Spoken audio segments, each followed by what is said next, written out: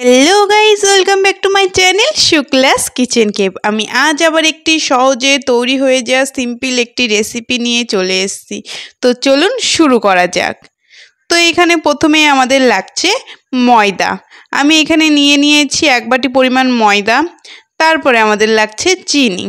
চিনিটা আমি নিয়েছি 1/2 বাটি পরিমাণ মতন। আর দিয়ে দিচ্ছি আমি এখানে মৌরির গুঁড়ো। আর লাগছে আমাদের জোয়ান।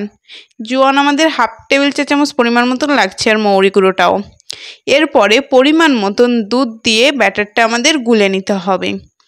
আমরা ভালো করে ব্যাটারটা গুলে নিচ্ছি, দেখতে পাচ্ছ যেইভাবে আমি গুলে নিয়েছি সেইভাবেই তোমরা গুলে নেবে। প্রথমে বেশি দুধ দেবে না, অল্প অল্প করে দেবে, তাহলে এর কনসিস্টেন্সিটা তোমরা বুঝতে পারবে যে কতটা গাঢ় হবে। দেখতে পাচ্ছ আমি ঠিক যেমন করেছি ঠিক এমনই তোমরা রাখবে, বেশি পাতলা বা ঘন করবে না, ঠিক যেমনটা দেখেছি ঠিক তেমনটাই করবে। এই ব্যাটারটা তৈরি হয়ে গেলে ব্যাটারটা আমাদের 5 থেকে 10 মিনিট মতন রেস্টে রাখতে হবে। তারপরে আমাদের যেই চিনির শিরাটা করে নিতে হবে। আমি এখানে চিনি এবং গুড়ের ব্যবহার করেছি। গুড়টা দেওয়ার সময় শ্যুট করতে পারিনি, গুড়ের পরে আমি দিয়েছিলাম চিনি 1 বাটি পরিমাণ।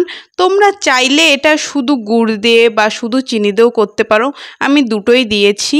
তো এটা কখন হয়ে যাবে কিভাবে বুঝবে তোমরা? দেখবে যখন ফুটে আসবে, তারপরে হাত দিয়ে দেখবে একটু আঠালো আঠালো ভাব যখন চলে আসবে বুঝবে এটা হয়ে গেছে।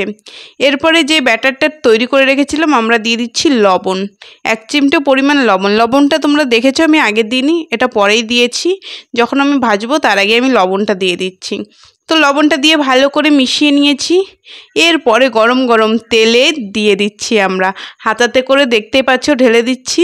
তোমরা এর একটা ট্রিক আছে, তোমরা যেই রকম জিনিসে এটা দেবে ঢালবে ঠিক সেরকমই আকার হবে। আমি গোল হাতায় দিয়েছি তাই এটার আকার গোল হয়েছে। তো দেখতে পাচ্ছ আমি ভালো করে এটা ফ্রাই করে নেব দুদিক থেকে উল্টে পাল্টে। এটা আমার ভাজা হয়ে গেছে।